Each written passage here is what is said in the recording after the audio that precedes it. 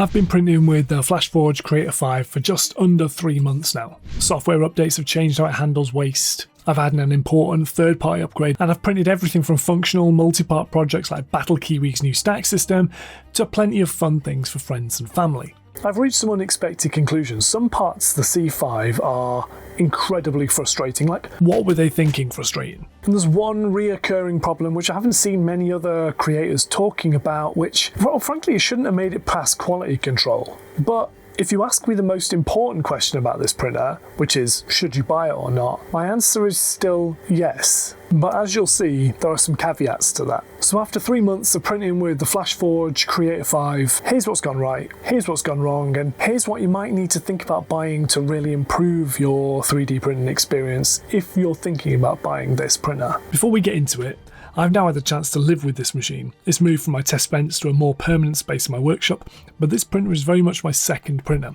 The Bamboo gets a lot more use, and if you want to know why, then check out that video. But as for FlashForge, it's been through several update cycles and genuinely been a major source of fun. If you take a look at my first review, it wasn't exactly problem-free, but there really is no substitute for just spending time with the thing and working out the little niggles and workflow issues. Most of my original opinions have held up though, although some have changed completely. Let's start with the biggest change. The software. Let's be honest, at launch, the FlashForge C5 has some pretty major omissions in its software, but to their credit, FlashForge have come out and corrected most of those. The biggest change is changing the code that means the printer now purges at the back of the printer instead of the front, and that's important, particularly if you've got the AC5 Pro. It completely removes the possibility that purge filament is drawn into the heater chambers and intakes. Now, that was never particularly an issue on the standard C5, and that's the printer we're talking about today, but it was still a huge glaring oversight from the C5 that this bug fix has gone some way to ameliorate. And it also doesn't get away from the fact that the lack of any sort of purge collection on the C5 is still a huge oversight from FlashForge that I see mentioned all the time. But whether this makes any actual material difference to your workflow other than just looking a bit messy and unprofessional is something I'll leave down to you in the comments. For me, just to avoid appearing to sit on the fence, I actually don't find this a huge issue, to be honest with you. Yes, it would be better to have some sort of neat and tidy solution, but at the end of the day, I've got to empty this waste away somewhere, and it's no big deal to just scoop up a handful of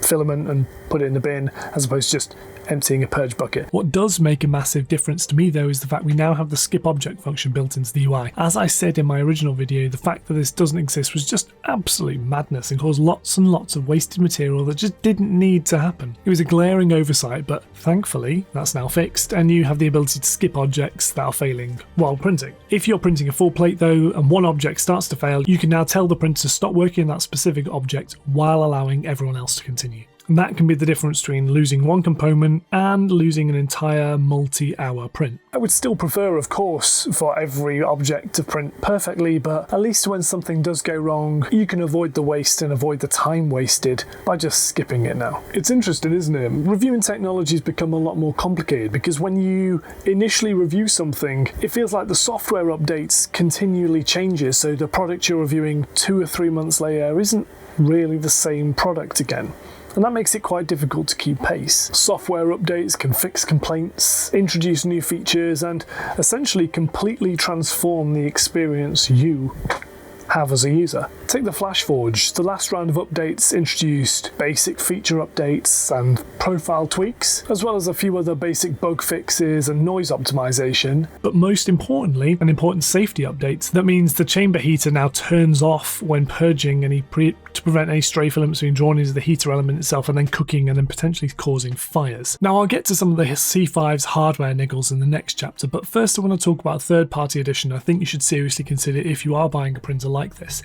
It's the Sunlu Filler Dryer S4, a 4-spools filament dryer that sits alongside the C5 and helps you keep your filament dry and ready to print. It isn't as elegant as a fully integrated solution, and I have a couple of issues with how it fits into my particular setup, which I'll come to shortly, but for its main purpose, which is drying multiple spools, you can fit up to 4 in here, and feeding them directly into the printer, it ticks all the important boxes. And at just under $100, I think it's a bit of a no-brainer for anyone who prints regularly. When I first started 3D printing, I treated filament drying as an optional extra. Something you needed for particularly sensitive materials or for old spools that have been sitting around for too long. It's safe to say though that my opinion has changed. Filament can absorb moisture from the air, contributing to stringing, inconsistent extrusion, rough surfaces and prints that just don't look as clean as they should. The particularly frustrating thing is if you don't recognise these symptoms, they can send you in completely the wrong direction, and if you're a beginner, that's a major issue. You'll waste hours and hours and hours googling what is essentially just dry your filament and start changing temperatures, retraction settings, slicer profiles, when the actual problem is just the condition that you're keeping the materials in. In fact, in my experience, it's usually this, rather than any of the former. Dryers like the Sunny have become accessible enough now that leaving one out of a regularly used setup like this feels like an unnecessary risk. Many of the problems associated with damp filaments are simply much easier to prevent than troubleshoot. Since adding the Sunny dryer, I'm much happy that my filament is going to give me consistent results, and just as importantly, one fewer variable to worry about when something does go wrong. Do you absolutely need a filament dryer? No, but if you print regularly, having the option to pull all the moisture out of your filament, I don't know, I'd consider that to be a must-have these days. I now consider proper filament storage and drying to be part of the setup rather than an optional extra. It won't rescue a badly configured print, but it can stop damp filament from undermining otherwise good settings. The dryer can heat itself up to 70 degrees, come with preset profiles for different filaments. I have it set for PLA here, but you could also be used on PETG, PC, ABS, or other popular filament types via the screen on the front. And as you can see, while the S4 works very well, combining it with the C5 in my particular setup has exposed a few annoying usability quirks. These won't affect everybody because they depend entirely on where you keep your printer. In fact, in my case, the C5 sits on a shelf, so I can't simply place the dryer alongside it in the most obvious position, and because of the C5's filament inputs, I also don't want to. The orientation I have it in now makes the most sense anyway. But laying it out like this, well, look what happens to the cables. The power cables and the switches are positioned in such a way that everything points towards or crosses over everything else. That makes the switches unnecessarily awkward to reach, especially in a confined space. And that brings me back to something I've said about almost every 3D printer I've reviewed. Put the power leads at the back of the machines, please, and the power button at the front. It really is that simple. You know, if the C5's power switch was on the front, this would probably eliminate all of the issues I'm having here. Maybe not all. The S4's power cable is still poking out the side, so that would still be an issue, but I would at least be able to reach the power switch and turn it on and off without having an awkward reach down the side of the machine, and that would just remove a source of irritation for me. It would be so much less irritating, in fact, if we could just have an industry standard sort of I/O layout. You know, power switches on the front, Ethernet on the back. You get what I'm saying? It would just make everything so much easier to plan for when you're designing and using a workshop. I get it. This is mainly a me issue, and this is a bit of a rant, but I use lots of different brands of printers and they're all in different places. It's properly maddening. One issue you might be able to help me with though, is there a way to reroute a power cable coming out of the back of a machine so it's a bit more neat and tidy? I mean, it takes up nearly 3 inches, the cable poking out of the back. Maybe I can just buy an adapter actually. I have not really looked, so maybe I'll just buy a right angle adapter to make this a little bit more space efficient and therefore just a little more aesthetic to use. Let me know in the comments if you've got any answers for that. A printer becomes much more easy to judge once you move beyond test models and start using it to make things you actually want. Now, to be fair, that's how exactly I started with this printer, and it's continued. I've made flexible toys, bookmarks, an owl for my neighbour, don't ask. But I've also printed more functional parts, including pipe fittings and connectors for a heating system, as well as components for my RC car project, which you'll see towards the end of the month. For this video specifically, I've been printing parts for Battle Kiwi's new stack system, which is about to launch on Kickstarter. Just to be clear though, this video isn't sponsored by any of the makers featured. I just think their products are cool and I wanted to show them to you. The stack system is built around modular components that can be combined and rearranged, making it particularly interesting real-world tests for the C5. And I've been printing the painting and modelling parts. But the wider system also includes gaming storage add-ons for Warhammer 40k, Age of Sigmar, Kill Team, as well as other games like Bolt Action or Infinity. If you're one of my patrons, you'll have access to the painting elements to print for yourself, and you'll also be able to see them in person if you attend one of my painting workshops, which can be booked through my website. And if this sounds like your sort of thing, I'll link Battle Kiwi's Kickstarter down in the description below. I think what makes this project such a good test of printers like this is A, they're widely used, but also there's lots of repeated parts which have to fit together precisely. And honestly, watching a collection of random files assemble into parts that I can actually use and make my life and those around me better, well, that's one of the most satisfying things about 3D printing, right? right? Another quick shout out for a cool creator. These are Pocket Worlds. Links down in the description below. And anyone here remember the 90s? Mighty Maxes, Polly Pockets, that sort of thing. These are 3D printable versions of those. At the moment, we've got sharks, hippos, penguins, that sort of thing. My kids have loved making these, and that led me directly to my biggest realization about the C5, which will come directly after this week's sponsor, PCBWay.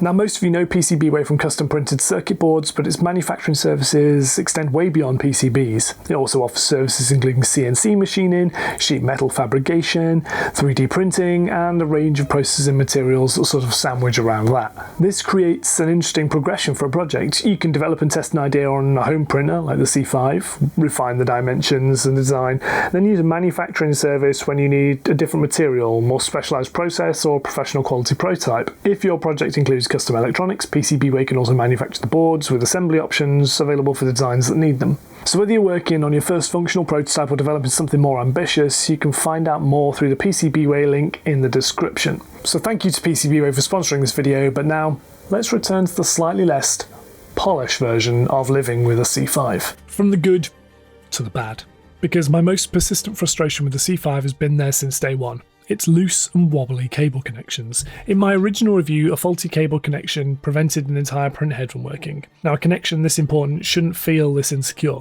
It shouldn't leave you wondering whether this problem is caused by the software, the filament, or a cable that isn't seated correctly. And after hundreds of hours of printing on the C5, this is the part that gives me the least confidence. Now, I want to be really specific here because I haven't heard many creators talking about this issue. I do wonder if this is just isolated to my machine, but the issue has happened often enough that I want to flag it up here. Now, many of you know that in my first video, I encountered an issue with one of the print heads, which we tracked down to being a cable issue. FlashForge sorted this all out. They were absolutely incredible. They sent me all the parts I needed, and after a bit of back and forth, we managed to get everything completely fixed. Or so I thought. Unfortunately, since using the printer a little bit more intensively, I've got another intermittent problem. Occasionally, a print head will stop and the entire print will just pause. It's usually involved printhead 1, although I've experienced it with other printheads too. And when this happens, I've been able to carefully reseat or adjust the cable and then resume the print. But I shouldn't have to do this. I don't have to do this on other brands, and it creates a much bigger problem during a multicolour print. In the worst example, the fault occurred every single time the printer switched back to printhead 1. That meant every colour change required me to return to the machine, adjust the connection, restart the print. A job that should have taken around 3 hours took almost 16. Obviously, I wasn't going to stand next to the printer for the entire job waiting for a colour change, but that experience still seriously undermined my confidence in being able to just start a print and walk away. There's a major difference compared with, for example, my Bamboo Lab printers, where I'm just generally comfortable to complete a job without the same level of supervision. I've now disconnected, reseated and secured the affected cable again. Since doing that, the problem hasn't returned during my most recent prints. So it's possible that I fixed it. I also don't want to suggest that every C5 user will experience this fault. As I said, I haven't seen many others reporting it. But it has happened often enough on this machine that it's noticeable and a source of frustration. It hasn't made the printer unusable, but it has introduced an element of instability that just makes it, well, it's just not the reliable machine that I wanted from an entry-level multicolour just prints type effort, which is what I initially thought the FlashForge was supposed to be. I guess if you're buying this machine, my advice would be really pay close attention to the connections on the print heads when you're putting it together. I know they come as one big assembled cassette, but maybe just take them apart, make sure they're put together properly and then really tighten them back up again. Disappointing to have to say that though, right? I've reported my experiences to FlashForge and hopefully it can make a more secure, reliable solution for future machines, because when the C5 works, it works really well. But I shouldn't have to jiggle a cable to make that happen. After printing for a good few months and using the machine normally, I'm really happy with the results. The quality is good. Even better with the dryer fitted. The repeatability is also great, and overall, yeah, like I say, I'm happy. As I said earlier though, this printer has caused me to rethink a few things. The most unexpected thing though has nothing to do with specifications. It's changed how I think about reviewing technology. I think I've been guilty of presenting my reviews as a sort of a fixed definite, and you know, this product is good, this product is bad, buy this one, don't buy this one. And I'm still going to aim to do that, but I think I've got to take into account more the fact that products like the C5 evolve over time. 3D printing is becoming more and more about the software. and not about the hardware. The hardware can be iterated on and tweaked and improved, but really what makes or breaks these machines is the software and the systems behind it. What doesn't change though is this. A good tool should help you achieve your goal while getting in the way as little as possible. Every unnecessary adjustment, unreliable connection, or additional troubleshooting step creates a barrier between having an idea and actually making it. The C5 hasn't been perfect in that respect. The loose cable connections remain frustrating, and if you buy one, I'd strongly recommend budgeting for proper filament storage and a dryer such as the Sunlu S4. But despite all those qualifications, my answer to the really big question though is yes.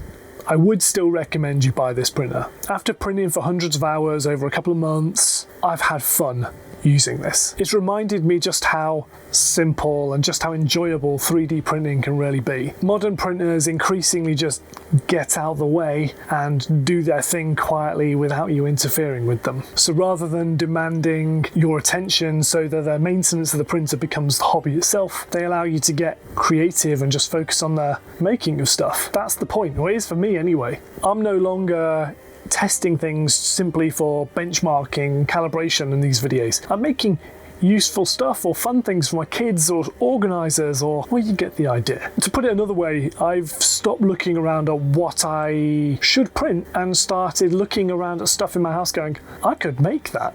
That shift has kind of reawakened in me a creative drive that I hadn't realised I was missing. And at the end of the day, the C5 is just a tool. It's an imperfect one at that. But despite being imperfect, it's still a good tool. And all good tools enable you to solve problems and attempt things you would never have previously attempted. If you'd like to see where my experience of the C5 began, I'm going to put the video on screen somewhere around about now, so you can go back and check out that video. I learned a lot in that video. It's worth a watch.